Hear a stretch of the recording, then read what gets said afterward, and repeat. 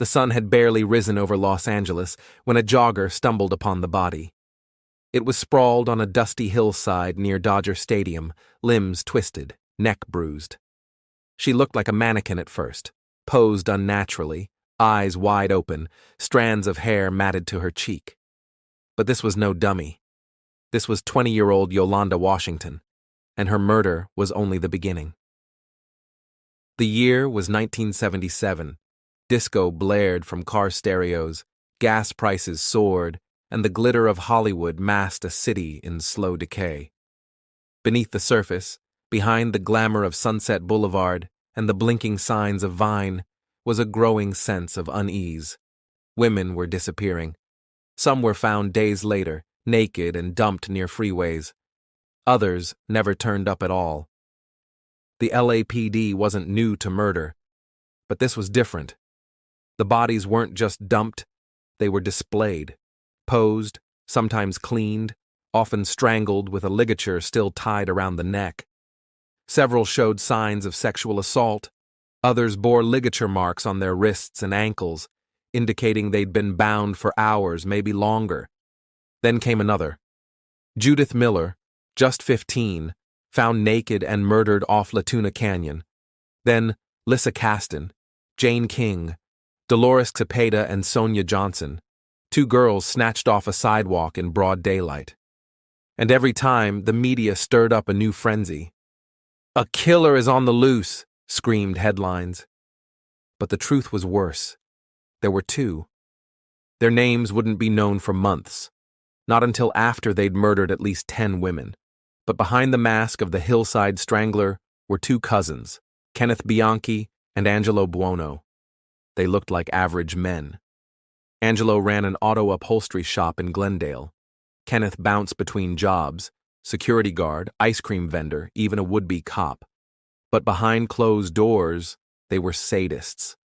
It started small: power games, deception. They dressed as police officers, flashed fake badges, and told women they were under arrest. They'd handcuff them, drive them to Angelo's house. And once inside, the horror began. They used ropes, belts, wires. They raped and tortured. And when they were done, they posed the bodies as if sending a message. "We control this city. You can't stop us." And for a long time, no one could. The task force was slow to take shape. At first, the victims seemed too different.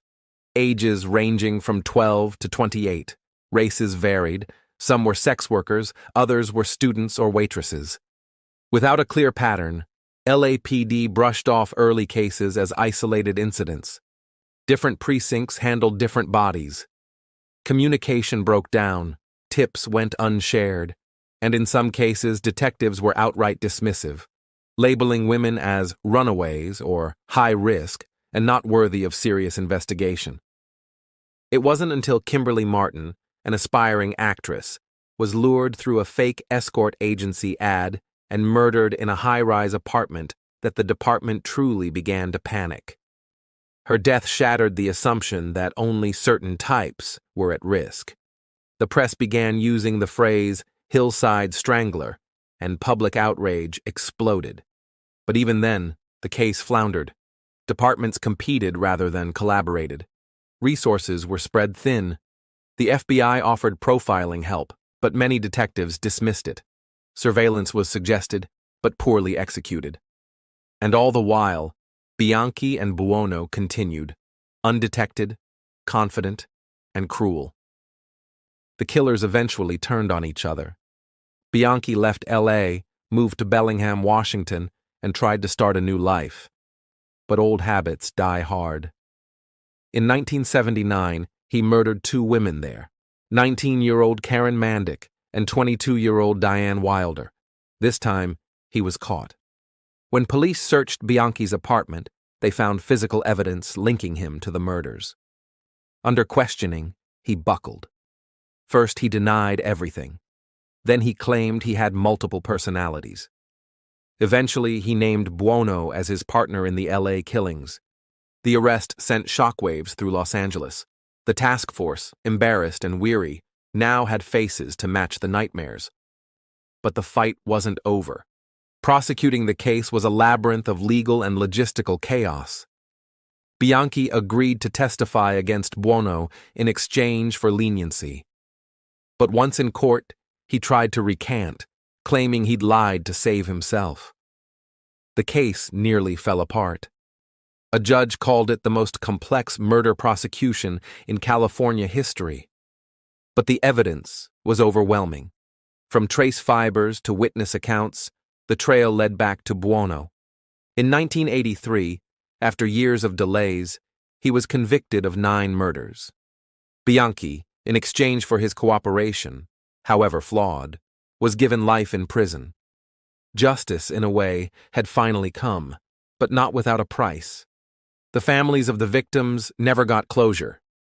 Many felt the city had failed them, that detectives had looked the other way until the body count forced them to act, that the media's obsession with sensationalism had dehumanized their daughters, and in truth, the case exposed deep flaws in the justice system. LAPD would later admit they mishandled key parts of the investigation. That sexism, departmental egos, and jurisdictional infighting had delayed justice. The Hillside Strangler task force became a cautionary tale in police academies of what happens when pride comes before cooperation, when victims are judged by lifestyle instead of humanity, and when systems built to protect falter under pressure. Years later, Bianchi tried to marry a woman from prison, but he wasn't just looking for love. He nearly convinced her to help him kill again. While serving his sentence, Bianchi began writing to a woman who became infatuated with him. Under his influence, she agreed to help him commit a copycat murder, meant to cast doubt on his guilt. Thankfully, the plan was discovered before it could be carried out. He also faked multiple personalities under hypnosis, nearly convincing some psychologists he was insane. That lie, too, unraveled. Buono died behind bars in 2002. Bianchi remains in prison to this day, but the scars they left on Los Angeles never truly faded. The case exposed how easily jurisdictional gaps can let monsters slip through, how slowly patterns emerge when no one shares information, and how much damage 2 men can do when no one connects the dots. What endures isn't just the horror of the crimes. It's the cracks in the system that let them happen. The women were not throwaways. They were daughters, sisters, artists, dreamers, and they deserved better. Thank you for listening to Road to Ruins.